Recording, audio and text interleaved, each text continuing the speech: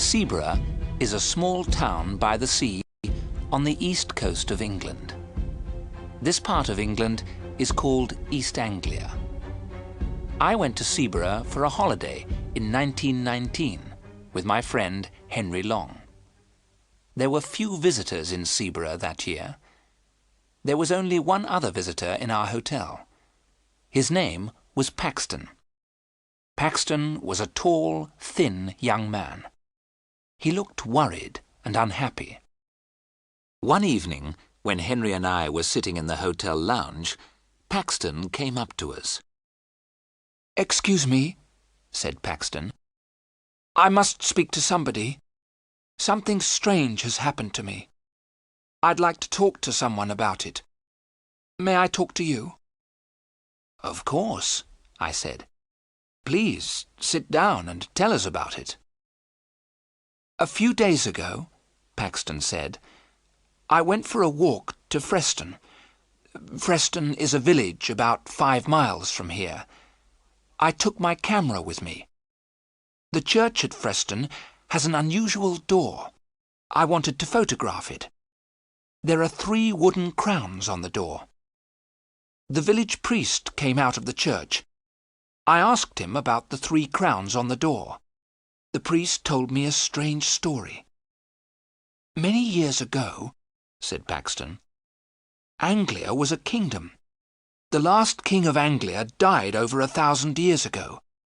When he died, his 3 crowns disappeared. The people believed that the crowns were magic. They believed that the crowns were buried in different places. The crowns guarded the coast against enemies from across the sea. About 300 years ago, one of the crowns was found. It was secretly sold.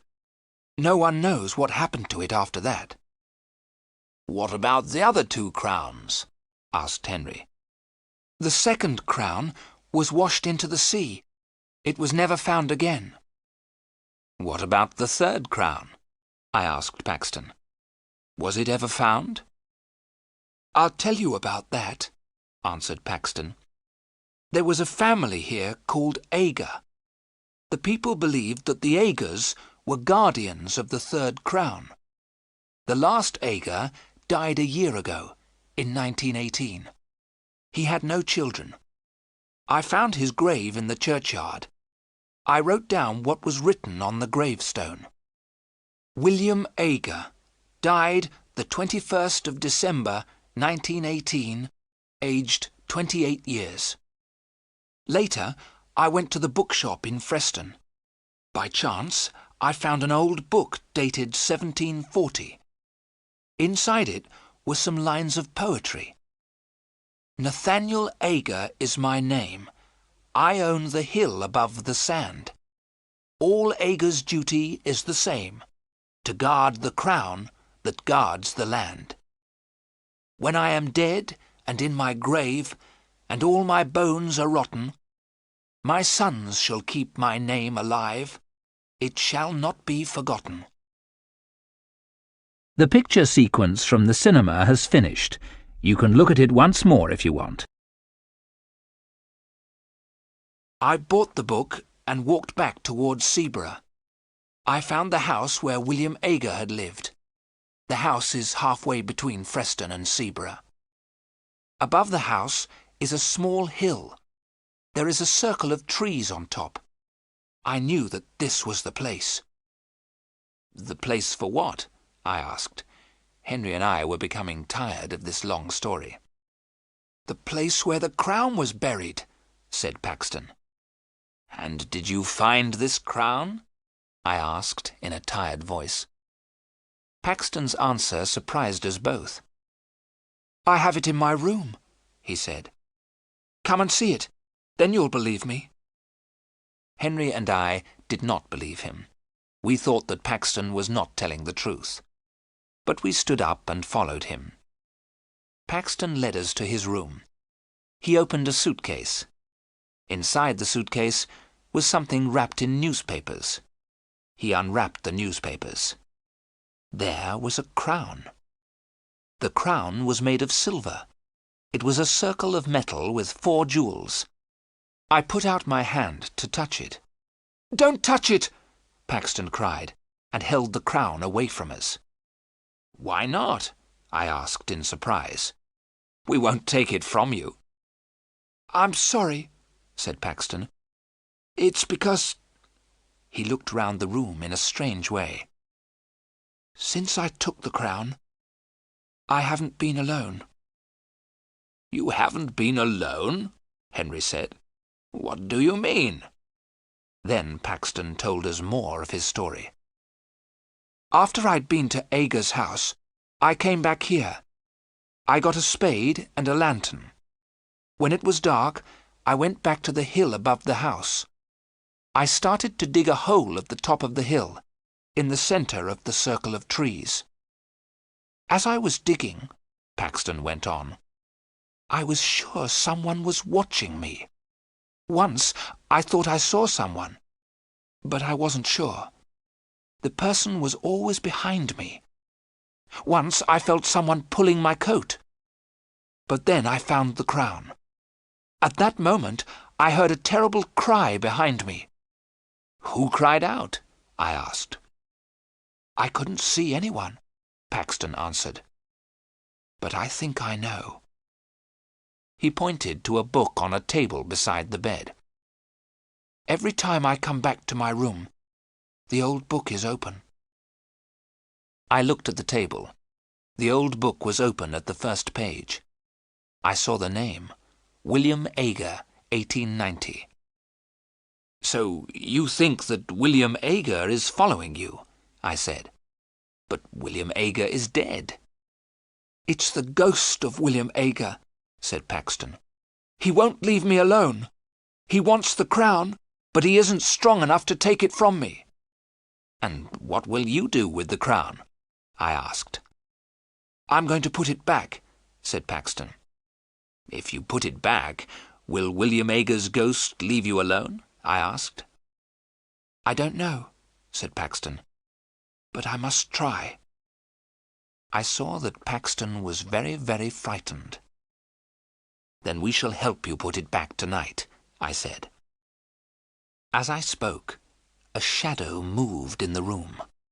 Paxton saw it and looked terrified. The picture sequence from the cinema has finished.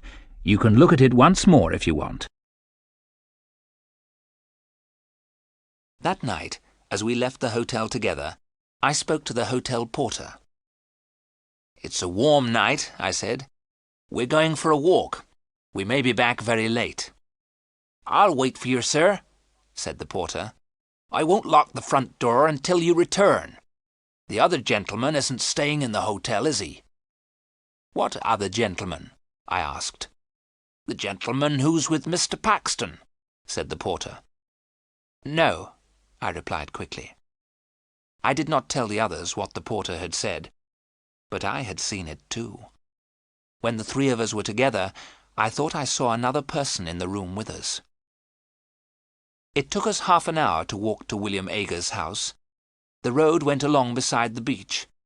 The beach was a lonely place at night. We saw the hill above the beach. The sea was calm. The moon was shining behind the trees on the hill. We climbed to the top of the hill. We had forgotten to bring a spade. Paxton did not care. He began to dig with his hands. As soon as he had dug the hole, Paxton put the crown in it. He covered the crown with earth. "It's back," he said in a loud voice. "Will you leave me in peace now, William Ager?" We heard nothing, but Paxton turned to us and said, "William Ager says never." We took Paxton back to the hotel. He walked in silence, looking down at the ground. "Don't worry," I said. "Everything will be all right tomorrow. We'll put you on a train to London. As soon as you're on the train, you'll forget all about this." "He'll never let me go," Paxton said. The picture sequence from the cinema has finished. You can look at it once more if you want. The next morning, Henry knocked on my door before 7 o'clock. "Let's go and have breakfast," he said. "Then we'll take Paxton to the railway station." I got dressed and went downstairs. Henry was waiting for me. "Have you seen Paxton?" I asked Henry. "He's not in his room," he said. "I thought he was with you." We went quickly to the porter. "Have you seen Mr. Paxton this morning?" I asked. "Yes, sir," said the porter. "He went out a couple of minutes ago. In fact, I thought he was with you, sir." "With me?" I asked in surprise. "Yes, sir," the porter said. "I thought you were outside the hotel calling for him. It looked like you, sir. But I was reading the paper. Something strange happened at Freston yesterday." "What happened?" I asked. "A grave was opened at the church," the porter said. "The bodies disappeared." "Whose grave was opened?" I asked. "A man who used to live here," the porter replied. "A strange man called William Eyre." Henry and I ran outside. Paxton was on the beach. He was walking quickly and waving to someone. We could not see who he was waving to. There was a thick mist coming from the sea. As we ran after Paxton, the mist became thicker. In a few seconds, we could not see Paxton, but we saw his footprints in the wet sand. The marks of his shoes were clear. There were other marks in the sand. They were made by someone who was not wearing shoes. The marks were strange. They were the shape of feet, but they were feet without flesh, only bone. We called Paxton's name. We thought we heard Paxton call our names. Then we heard a long and horrible scream. I shall never forget the sound of that scream in the mist.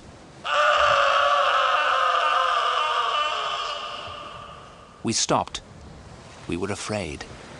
We did not want to meet the creature that Paxton had met. We both knew that Paxton was dead. We walked forward slowly. A few yards away, we found Paxton's body. His mouth was full of sand and stones. His neck was broken. We heard a strange laugh in the mist. It was not the laugh of a living man. Henry and I were terribly afraid.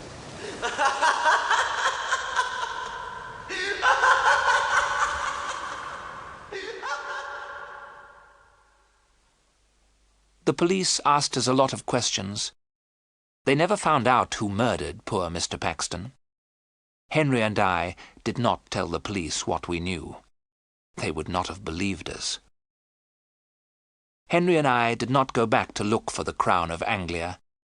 The crown is safe. We did not want to meet the ghost of the guardian, William Eyre.